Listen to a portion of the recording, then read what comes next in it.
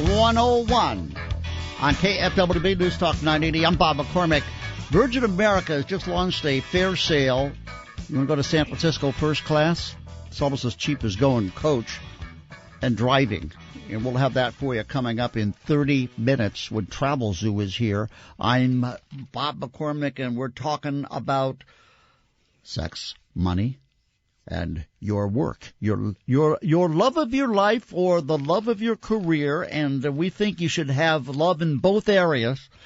We've got not only the openings there, but also some great information on how you get the job. USC Professor of Marketing Ira Kalb is with us, and we're joined by Los Angeles professional image consultant Lori Ann Robinson. Thank you for being here. Good to see you again, Lori. I am thrilled to be here, Bob. Thank you so much for the invitation. All right. Well, look, I know you spend a lot of time on the treadmills. I know you're at the gym. You've been at the club that I go to. Yes, we're gym buddies. What about the simple ways that people can update their wardrobe without spending a lot of money? Because that's what people are saying.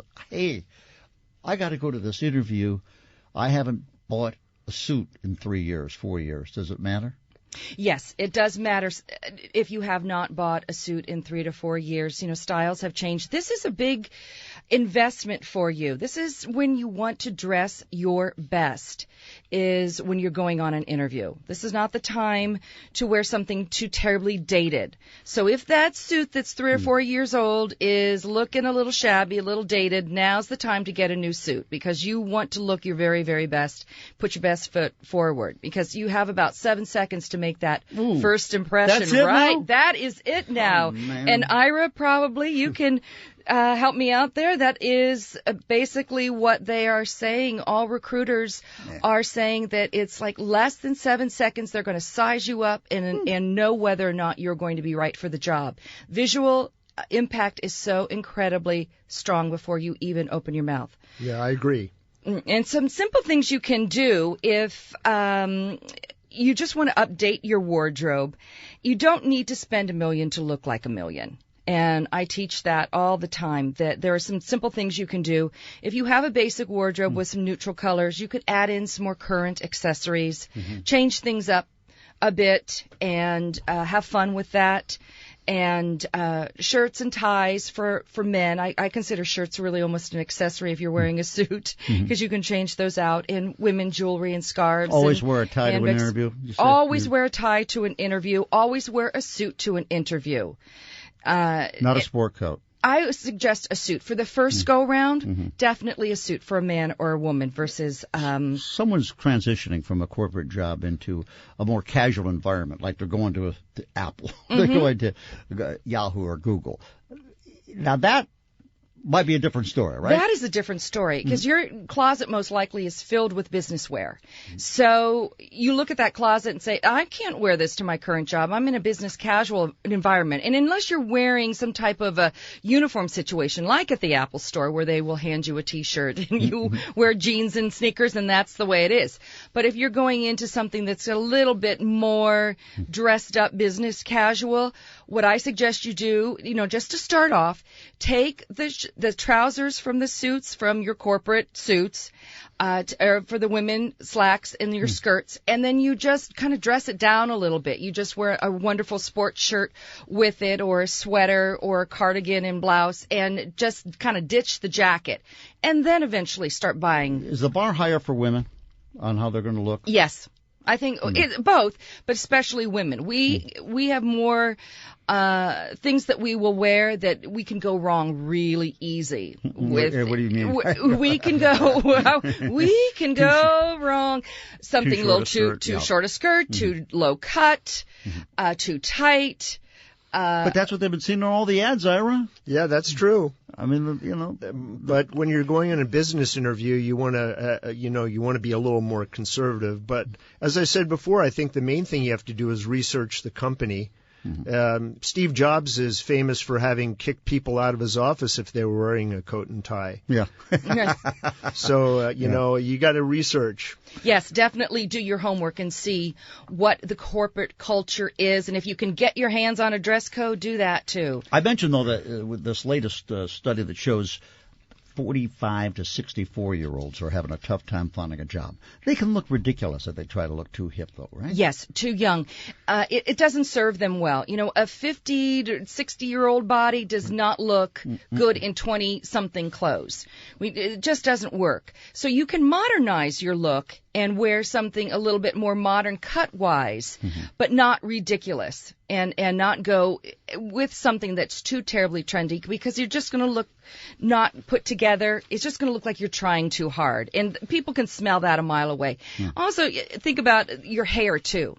It's not just your clothes. You've got to think about the whole package, head to toe, soup to nuts. You've got to worry about your hair. So if you need to update your hair, get rid of the grays if need be, either grow your hair longer or cut your hair. Don't forget, that's something that gets noticed a great deal of the time. So you think men who are going gray should be coloring their hair if they're looking for certain jobs? It depends. If they're going in something very youth-oriented and they're up against a bunch of youngins, then I would say maybe pull out some color, get rid of some of those grays. A little bit at the temple is okay, but a full head might not serve you well. All right. I got to ask you, because it seems like there is so much said about this, casual day, and once you get in there, it could be a whole different culture than what you're presenting when you go to the job interview, right? Correct. I mean, it could be totally different, and people are not wearing coats and ties every day. That's one thing I like about our business. But what about the other aspects of how you present yourself for example, if you want to date someone who you're working with? That's a hot button topic. If you're going to date within the office, that's always could be a no-no, and especially if the higher ups find out. And there are rules in certain businesses that forbid that. And I know it's the fun of the thrill of the excitement of dating someone in the office and keeping it quiet, but it could get you in a lot of trouble and can be very awkward. But when you're dressing for a date, you want to make sure that you're, again, putting your best foot forward, that you look your very best, you're wearing your best colors, you're wearing good styles that are appropriate, you are appropriately dressed for the date. It doesn't look like you just rolled off the couch and went to meet somebody. It's the same thing when you're going for a job after being out of work, or you're going to start dating after maybe being married for a long time. It's a totally different thing. You feel like you're a different person, have got to put yourself in a totally different box, so to speak. Yes, you've got to ramp it up. All right, let's ramp up some of these job openings for folks out there. You got Safeway looking for pharmacy clerks right now in Los Angeles. City National Bank looking for client service specialists.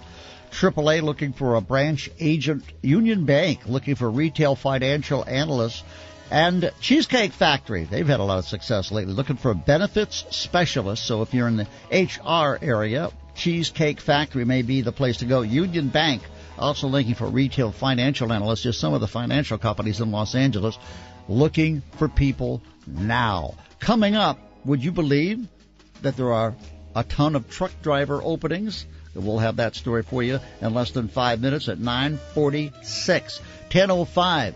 Wrapping up the deals here for 4th of July. Travel Zoo will be with us on how you can fly first class to San Francisco, cheaper than driving. I'm Bob McCormick. This is Money 101 on KFWB News Talk 980.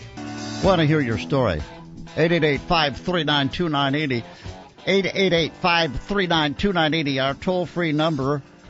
I think there's a lot of guys that just kind of avoid the cosmetics counter at any time other than when they need aftershave or deodorant. But maybe I'm wrong. Apparently I am. Let's get the latest first on Money 101 on what jobs are out there. And one of the big openings, if you don't mind a lot of hours on the road, truck drivers. We've got the latest from Marcy Norton of the Wall Street Journal. Hi, Marcy. Hi, Bob. Yeah, that's one area where if, you're willing to maybe change your lifestyle a little bit, you can find a job opening. Truck drivers, there are lots of openings for them. The industry says they're seeing a lot of retirements, baby boomers retiring from these jobs, and there just aren't a lot of young people who want the long-haul trucking careers because you have to be away from home for, quite a bit of time on each haul. Also, a lot of people who are already unemployed having trouble affording the training. It costs $4,000 to $6,000 and takes about 6 weeks of training. And the shortage of drivers is pushing up freight costs and delaying shipments, so they are eager to get people in those seats and get that stuff moving. So that's it is about a 5-6 week training course, and you're good to go, huh? Yeah, but it's Right. not cheap, a couple thousand, $4,000-$6,000, but they can get you going. The other issue that you want to keep in mind, though, is that the government is now publicizing safety ratings of these trucking companies. So some people are a little bit reluctant if they have a little skeleton in their closet to apply, and it's a little bit harder to get hired if you've had Like some that trouble in the past. DUI when they were a kid. Yeah, right. Okay. How are we doing? It looks like the sell-off is pretty much here to stay for the day.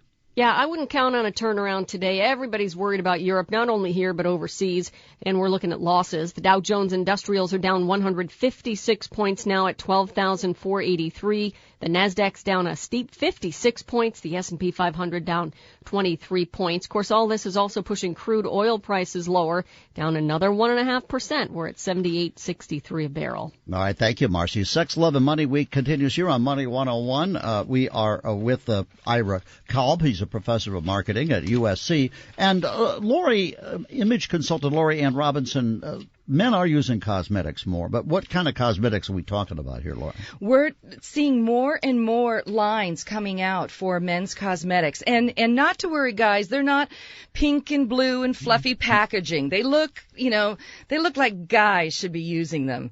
And tinted moisturizer, concealer for under eyes. We're seeing a lot of anti-wrinkle tinted moisturizer. So there's like a little bit of color in the moisturizer, just ever so slight. Yeah. It's not quite, the full-on bronzer, but it's just a little bit of color that just sort of evens out your skin tone. And more sunscreens, as I said, with the concealers too. So these are all very important parts of that youth-driven market and trying to stay younger.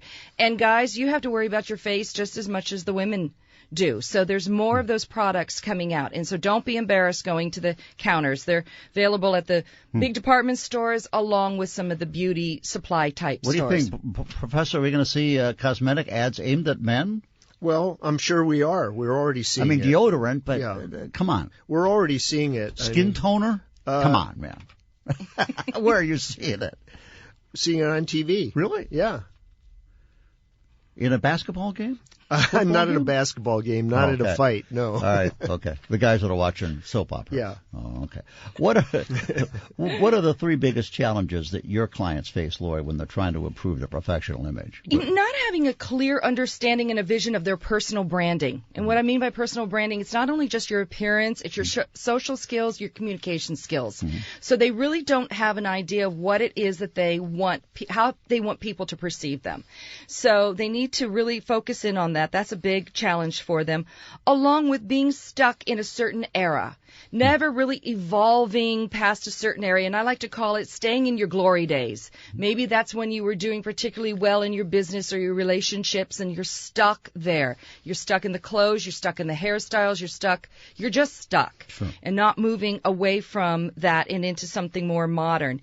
And another thing is not knowing how to shop and what to buy, so you end up wasting money. There's nothing worse than having a closet full of clothes and nothing to wear. Yeah.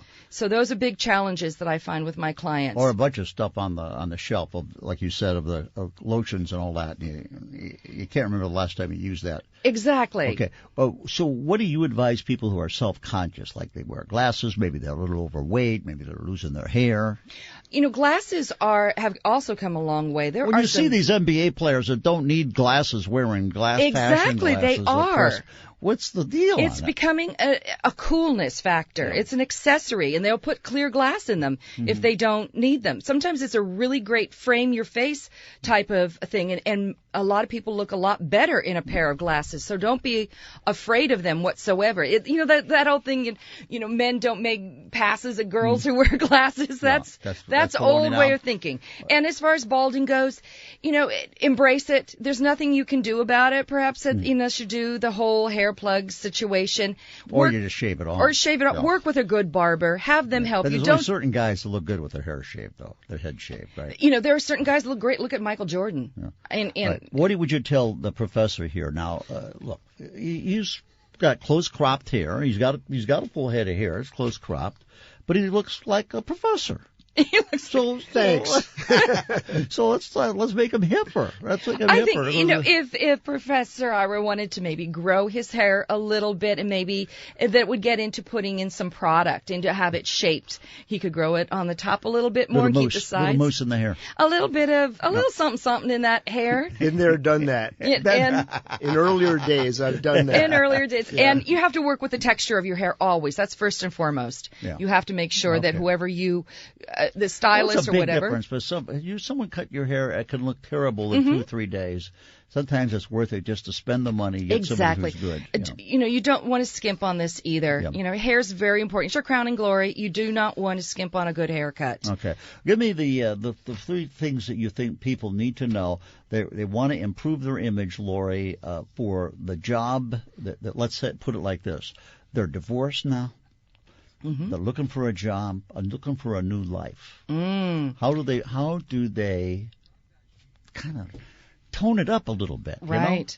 Well, that's a big ticket item. And first of all, congratulate them for realizing they need to do that. For being out of work and divorced? Well, just to realizing they need the help. Absolutely. They need the help. Yeah. And then they need to seek the help. Mm-hmm. If they can't do it themselves, and sometimes it is way too daunting. If you have all those strikes against you at that point in time, this might be the last on your list, but you know you need it, so you might have to seek someone out to help you with this. Mm-hmm. And, a fashion, what do they call them? Fashion consultants? Fashion, image consultant. What do you pay an hour for that? What do you charge? Everybody is different. Mm-hmm. I'll tend to work on packages more so than an hour, so it's a broad range. There's not just a formulated amount for each of us, so everybody is different. It also depends on your training and your background, too. Mm-hmm. So you need to find somebody, and, it might be your best friend might be the one to go to have some help. It might not be ask a professional. Your friends. Yes, ask your friends if they can. Somebody that looks really great that has it all together. Maybe that would be the route to go. But you really have to go through your entire life. It's not just one area. You have a lot of different things, and go slow. Don't be daunted. One of the things I hear, and it makes sense because I find myself I don't do it as much as I should. And that is whether you're looking for a job or you're looking to introduce yourself to someone of the opposite sex. Mm-hmm. Smile. Yes. It's your best accessory. You got to be someone that someone wants to meet. Yes, right? Approachable. It's all about and eye contact. Smile, as I said, best accessory, and you've got to have good eye contact with somebody. That means so much. That when eyes are the windows of the soul and all of that, you've got to be able to look somebody in the eye and not be your eyes darting all over. Lori Ann Robinson, what website? How can people contact you? They can contact me at www.larconsultants.com. Good. And Professor? Yes. See you in the classroom, dude. Okay, thank you. All right, Money 101 to come. Travel Zoo will be here. We're going to save you money on that next trip. Stay with us. I'm Bob McCormick.